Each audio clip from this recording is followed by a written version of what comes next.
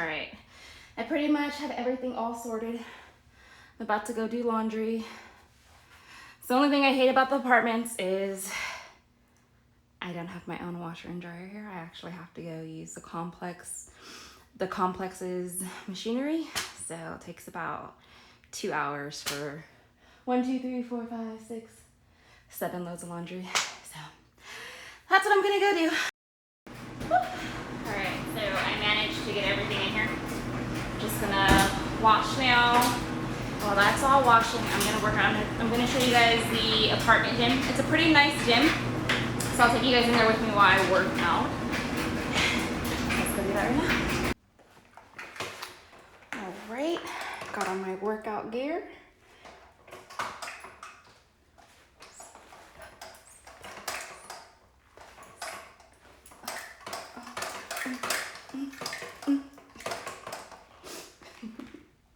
All right, let's go do this workout.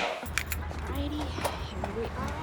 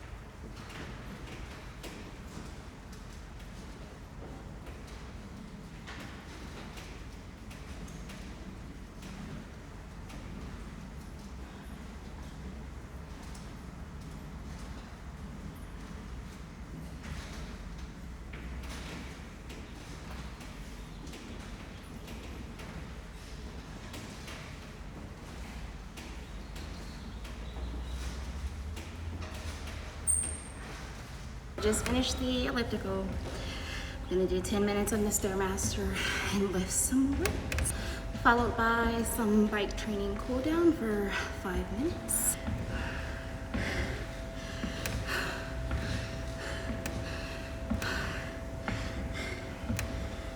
I ain't got the time or the dough to be wasting on you. I can be loving on me, on me. I ain't even gonna lie, I'm feeling myself during this workout. I'm sweating my butt off though. Energy, well spent, well spent.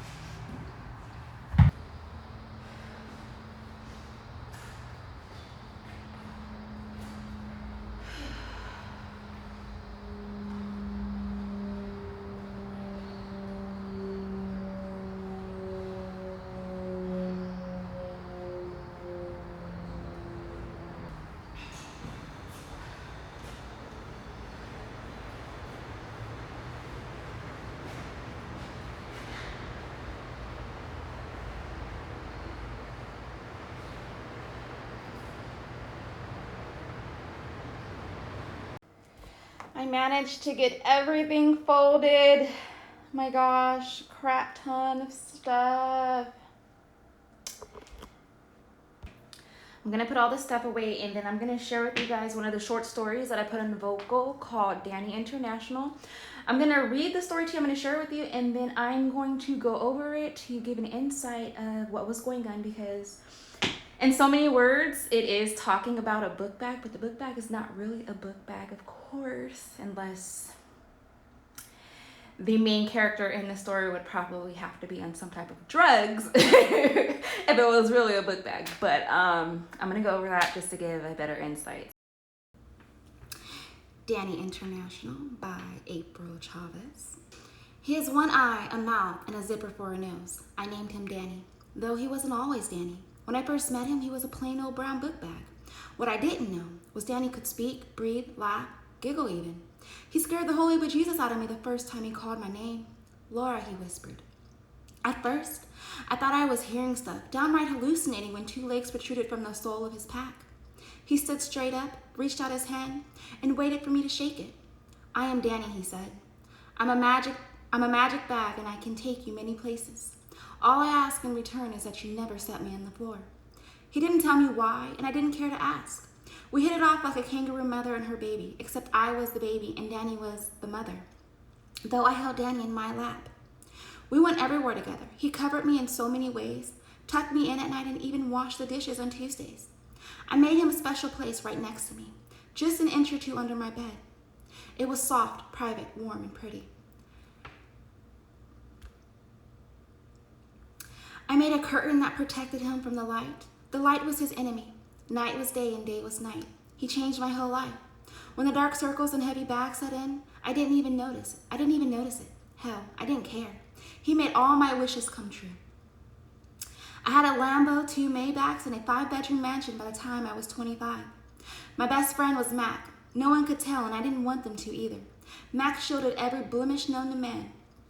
Danny told me I didn't need it, that I was so beautiful to him even without it. He was very grateful that I stayed up with him. A whole week sometimes.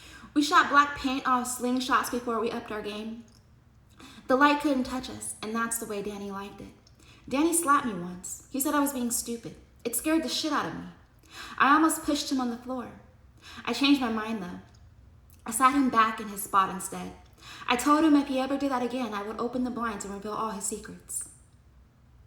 Danny was filled with information, knowledge on top of knowledge on top of knowledge, and he chose to share it with me, his kangaroo sack. I quickly realized the difference between knowing and understanding. Danny was clear, crisp as clean glass. In the mornings and the days we actually slept, I'd hear him talking in the midst of his dreams.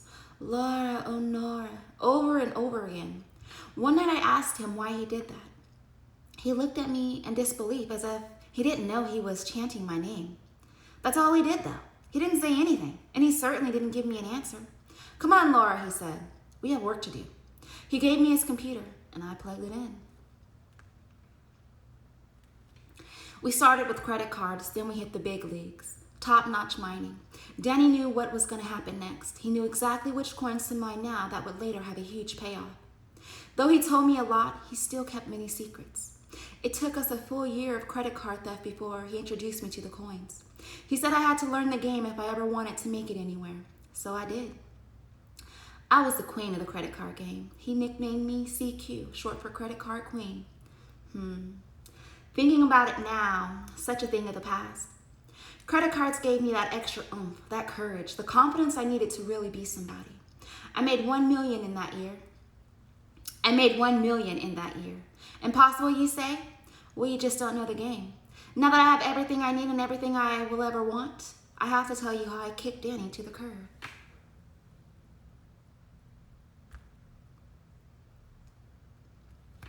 Before you judge, just know, Danny has anger issues, and after I made it big, I wasn't gonna be walked on. What can I say? I learned from the best. It was his mouse that did him in, a little sneaky motherfucker, and I knew exactly how to use him to my advantage. I clicked with his mouse daily. We got real close. I even named him Tick. Reminded me of my little brother. Tick was cool. He'd do whatever I want. We scam many rich assholes, even the broke ones that we saw fit. We liked to get the cocky douches when we could. Once in Rich and Rotten, just off of Wilcox, right on Hollywood Boulevard, there was this man. The tall, dark, and handsome type, clean cut with Dalen boots. He bumped into my bag when I was just trying to stuff it. It really pissed Tick off. It wasn't the fact that he just practically pushed over this scrawny, stringy, brown-haired girl. It's what he said after that made the ceiling crumble and the walls shrink. "What the fuck are you doing here?" Just then, at that exact moment of his effortless word vomit, a pure white barn owl crossed paths with the clear glass sitting in front of the store, looking me dead in the eyes, as if it were some sort of sign. He looked. I took it. Ha! If this asshole only knew, I almost laughed out loud before I clipped his wallet from his back pocket. We hit real big that night. $20,000 was ours for the keeping. I guess Armani suits are really what they're cracked out to be. Anywho, back to Danny. The plan was swift, flawless, and smooth. He saw it coming. I thought I'd be able to kick him on the floor, and that would be it. Oh, did he have a rude awakening in store for me? I should have known better. I should have been smarter. A super genius that had a knack for abusing wouldn't just freely give away his kryptonite. The second the corner of his swayed and touched the ground, he snatched me by the hair. His strength was unreal. My face met the water in a toilet bowl real quick. Tick saw everything. I know he felt bad for me. That night, when I coursed him over the screen, he caressed my hand back. It was a sweet kiss of affection. While Danny was busy peeking through the Smith & Noble high-end blinds, he told me something and I swore not to repeat it. I lied. Danny tells everyone not to push him on the floor because he really wants them to. He loves to dominate, and Tick assured me things would not get any better. First I was sad, then I got a little angry.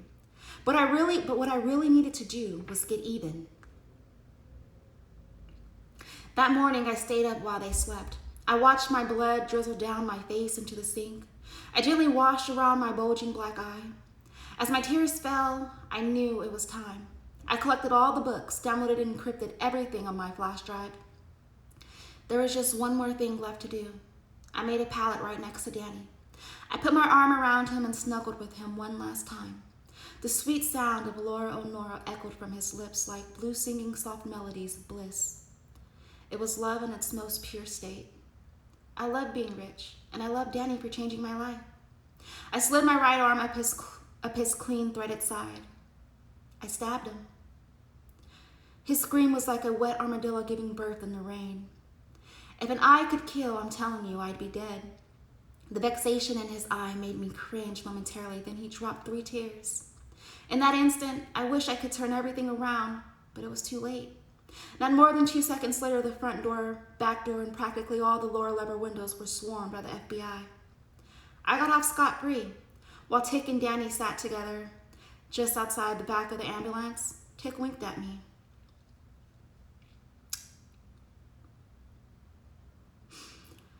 I'm sure he was proud. They stitched Danny up real nice, and my heart smiled knowing he'd only be in the big house for 27 years. I will never forget Danny, my abusive book bag. After all has been said and done, I still love him to this day, and if anyone was wondering, I no longer shoot paint off slingshots, straight up pistol whipping in deep cover. All right, so I hope you guys enjoyed it. Obviously, Danny is not a brown book bag that grew legs out of nowhere like that. He's her teacher. She's his protege. He's this really smart guy that she did not expect to be this. She did not expect him to be what he was, to know all these things, to be able to teach her all these things. She didn't expect it. So she was surprised when he grew legs, and she was just surprised because she didn't expect this from him. And so he taught her so many things. And by the end of the story, after she turned him in and everything, she is actually going international. So she's making more money. So I chose to portray Danny as a book bag because I wanted to keep my readers entertained. And I hope I did. I hope you guys really enjoyed it. I hope you guys were I hope I pulled it off, actually. I hope you guys were entertained. I hope you guys read it all the way to the end or listened all the way to the end. And I hope you want a number 2.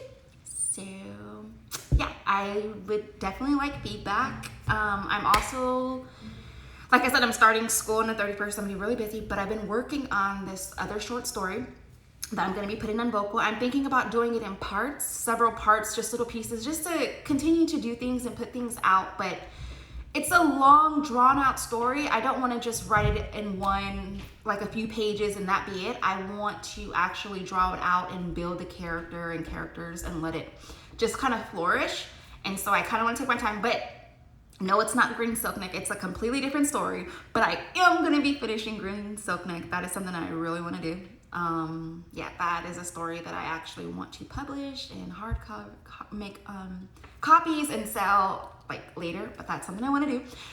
But I do want to keep you guys entertained as I am moving forward on my journey. So please stay tuned, comment, feedback. Don't forget to like, comment, and subscribe. Bye. Okay, I'm back. Just got out of the shower. I definitely ended the video too early. I wanted to share with you guys that Tig and Danny are the same person. Tig is a part of Danny, which belongs in the book bag, which is Tig. He belongs in the book bag with the laptop and everything. Tig is a part of Danny. So in so many words, Danny himself wanted CQ to win, to outdo him, to do exactly what she did, to outgrow him. She outgrew him, and he wanted that. So he trained her, and he wanted her to do that, and she did. Also, yeah, and I chose simple words in this story. I tried to make it kind of like a rhythm. So if you read it or you listen to it, it's kind of flowing in a rhythm, and you can kind of hear it bouncing from each other. The words are bouncing from each other.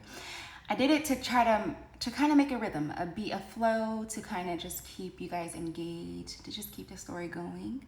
So I hope you guys see that. Let me know if you like it or if that was a neat trick. So just let me know. Just feedback. Just let me know.